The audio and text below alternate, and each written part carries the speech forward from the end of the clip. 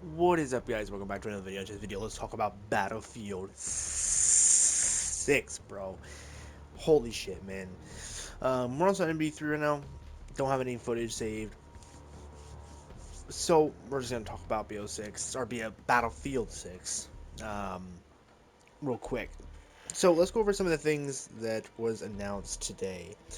Um, so, first off, the Battlefield 6 um, beta starts on the 7th of August. Preload begins the 4th of August, 8 a.m. Pacific Standard Time. But the actual beta begins on the 7th, and that is for early access. Now, for early access, all you have to be is signed up for Battlefield Labs and or get a code from a Twitch drop. And then the open beta starts. Sorry, the open beta starts August the 9th, and that will be weekend 1, and that will go to the 11th of August. And then the second beta weekend will be the August 14th through the 17th. So 2 weekends to kind of get a feel for the game, 8 days, give or take, total. Super excited for it. I think that's going to be a good size beta, similar to how Call of Duty does. I think Call of Duty does usually a little bit longer. I think they usually do 9 to 10 days for their beta. So I think it's like five days for one weekend, 5 days for the other, and then usually 3 or 4 days for the exclusive. But they're not doing exclusives here, so some other things that we are got confirmed. There's going to be a campaign, a multiplayer, and a battle royale. They're going to have a battle pass system in Battlefield 6, obviously, but it seems like they're copying Call of Duty in the sense of black cells. So if you remember, if we go back here to my operators real quick, I'll show you guys. If you guys don't know what a black cell is, black cells were like the bundles for the season pass that gave you this type of style skin, which was exclusive. We're not gonna have these type of skins in the game, I don't think, but we are going to have a black cell-ish style thing. And if you pre-order the highest edition, you also get a free black cell as well, or their version of it. Speaking of that, let's go over the two big editions. They have a standard edition, $70, pretty normal for this day and age. It's coming on PC, PS5, Xbox Series X and S. And then they have the Phantom Edition for $100. Again, pretty normal. For the default game pre-order, you get the full game as well as the Tombstone pack, which is going to be a pre-order thing, I guess. So if you don't get the pre-order, then you won't get that. I don't know if that'll be something they'll add down the line. I'm sure they will. For the Phantom pack, you get those two things. You also get a Battlefield Pro token, which is that battle black cell thing I was talking about. Um, Again, it gives you Battle Pass plus 25 tier skips, as well as exclusive unlocks as well. Next up, you also get a Phantom Squad for soldier skins. You get a Shrouded weapon package, Drop Shadow weapon package, Glimmer melee weapon skin, the Chamara vehicle skin, Death's Head weapon charm or weapon sticker, a weapon charm and a dog tag, and you get a Phantom XP boost set as well. Pretty solid stuff overall. So some other things that we should talk about is the battle royale is apparently going to be launching. I believe they said sometime after the game is launched. I don't believe it's going to be there day one. Um, the scheduled release currently is October 10th, um, and this is going to launch on a Friday, I believe, if I looked at the thing correctly. So pretty good time. I know Call of Duty usually likes to drop their games in the beginning of the week for some odd reason. So very happy they chose Battlefield. I'm just glad they chose a weekend, because that would make the most sense. The Some of the guns that we know of so far, we're gonna see some AKs, some M4s, pretty simple stuff. Vehicles, we have F-16s, Abrams, Bradleys, and a couple other just random vehicles. Kind of again leaning off of that 2042 but Battlefield 3 hybrid type of content, where it's a little bit like old school weapons and old school vehicles, but a little more modernized looking. The see what else here. I believe that's it. Could have sworn they dropped more information, but that might be wrong. The beta seems to have access to a good chunk of weapons. If I look here, we have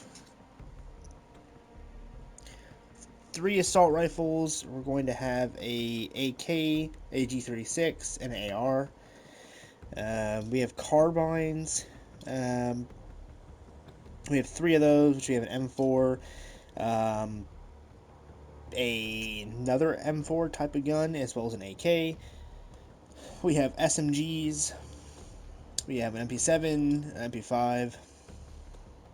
LMGs, we have a SAW, and it looks like a Chinese LMG. DMRs, which we have 2 of those, which I can't see the names for some reason. We have 1 shotgun and 1 sniper. So pretty cool there. We have 1 pistol at launch, at least in the beta anyway, and that's the M18. And we have 2 type of grenade launchers, a regular grenade launcher and a thermobaric grenade launcher. There we go. Obviously, there'll be more guns at launch, but this is what we're just looking forward towards in the beta. The weapons class system is going to be based off points, so I'm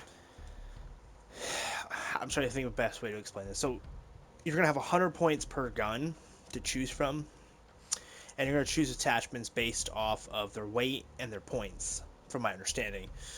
So a suppressor might be 20 points, while a stock might be 60 points. And you're going to be able to kind of gauge what attachments you can run with what per points you have left. Not sure how this is going to work. Kind of about it. I think allowing people to just use all the attachment slots, I think is a much better thing. This is something Delta Force is doing, and I think it's fantastic. Giving the ability for everybody to just use the attachment slots given. So, for example, like if you go to this game, for example, Call of Duty. Here in Call of Duty, you see how we have 5, the pick 5 system, and honestly, don't like it. Because you're really limited on what you can and cannot do, while games like Delta Force, they will allow you to use all of these options. So you would have a muzzle, you could have lasers, you could have ammo, and you could have rear grips, as well as everything that's already on the gun. So I think this is a much better system. It allows for more variety in people's builds, and it allows you to really lock down good builds. But we'll have to wait and see. Maybe it'll be good. Who knows?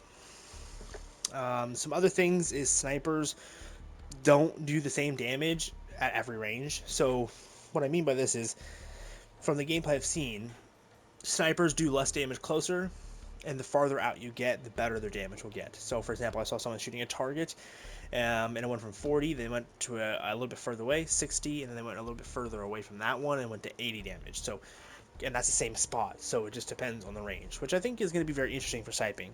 It might make snipers rely more on their secondaries, so your pistols or SMGs or whatever you have as secondaries, a little more. So the class systems are coming back from the old Battlefields, but they're also bringing back the modern system, which, if you haven't played 2042, is basically like Call of Duty, but there's specialist. So you can use any guns you want in any category. So you can choose between the two. So there'll be something in the settings menu you can choose, which I think is cool. I think having that option is just great. I know a lot of people don't really like that option, but fuck them. That's all I gotta say. Portal's coming back, which is cool. I think Portal is a great idea. I think 2042, that was like its redeeming factor, was Portal. I know that's how I played a lot of when I played 2042, so I think that was a better option, in my opinion, to just go with Portal and bring that back. They're also, God, what was it? They're bringing back something else from, they're kind of the movement from, I think someone said Battlefield 5 movement, which is the way it was described. So you have sliding, you'll have dolphin diving, proning, crouching, running, etc. I believe there's no tac sprint, but the sprinting does look kind of fast, which is good. I'm sick of slow fucking running in games. Let's see what else. You can combat roll now. I don't know how it's gonna work, but apparently you can combat roll from high points, which will make you take no damage from falling. I have no idea how that's gonna work, but apparently that's a feature. So we'll have to wait and see till the beta when that drops. Um, but yeah, that's pretty much everything that I'm aware of currently for Battlefield 6.